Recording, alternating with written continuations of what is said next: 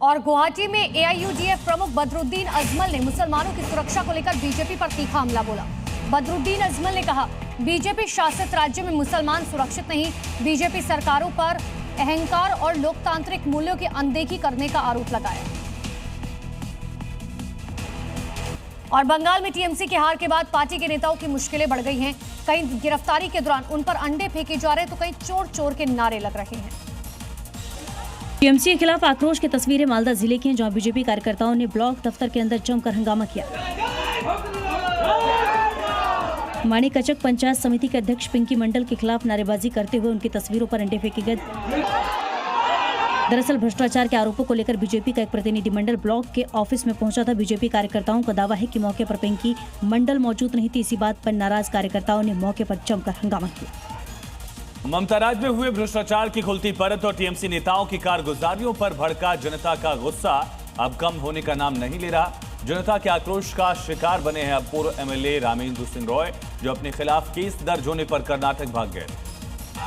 लेकिन जैसे ही पुलिस उन्हें ट्रांजिट रिमांड पर लेकर हुगली पहुंची, जनता पहले से उनके इलाज के लिए तैयार खड़ी थी। किसी के हाथ में अंडा तो किसी के हाथ में जूतों की माला। पुलिस ने रामेंद्र सिंह रॉय को जनता से बचाने के लिए रात होने का इंतजार किया, लेकिन जनता थाने के बाहर से जाने को तैयार ही नहीं थी।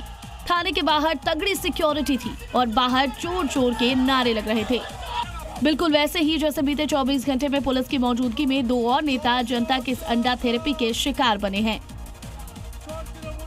पश्चिम बंगाल में नादिया जिले में टीएमसी काउंसलर पर बदमाशों ने हमला कर दिया। हमले में काउंसलर के सिर पर गंभीर चोट आई। बीजेपी से राजनीतिक साजिश बता रही है। टीएमसी काउंसलर अरूप मुखर्जी पर हमले से उस वक्त हड़कंप मच गया जब कल्याणी इलाके में बदमाशों ने काउंसलर के सिर पर बंदूक की बट से हमला कर दिया। बीजेपी ने इस हमले के पीछे बदमाशों की करतूत बताया है। सब्यसाची मुखर्जी के मुताबिक बाहर से आए बदमाशों ने ही इस वारदात को अंजाम दिया। बीजेपी को बदनाम करने के लिए इसके पीछे कोई बड़ी साजिश हो सकती है। इतना ही नहीं, बीजेपी नेता ने कहा कि उनकी पार्टी खून खराबे की राजनीति में विश्वास नहीं रखती। शहर को अशांत करने की एक बड़ी साजिश है। पश्चिम बंगाल की शुभेंदु सरकार ने मदरसों पर कैंची चला दी। पहले बजट में शुभेंदु सरकार ने अल्पसंख्यक मामलों और मदरसा शिक्षा विभाग का बजट एक झटके में 62% काट दिया। वहीं सरकारी कर्मचारियों के डीए में 20% की बढ़ोतरी की गई।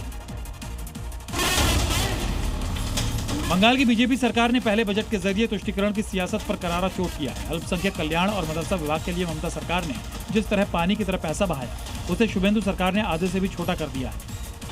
इसके अलावा सरकार ने 1 लाख सरकारी पदों पर भर्ती का भी ऐलान किया है, जिनमें 33% सीटें महिलाओं के लिए आरक्षित होंगी। बजट में सरकारी कर्मचारियों को बड़ी सौगात मिली है। एक झटके में उनका डीए 18% से बढ़ाकर 38% कर दिया गया है, जो कि 1 अक्टूबर से लागू होगा।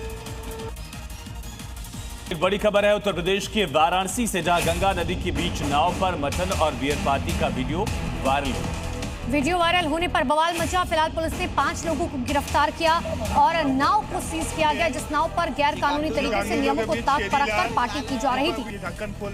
और इसे तत्काल प्रभाव से पुलिस ने नाव को सीज कर लिया है। लेकिन गंगा में पहला मामला नहीं जहां इस तरह से लोगों की आस्था के साथ खिलवाड़ किया गया।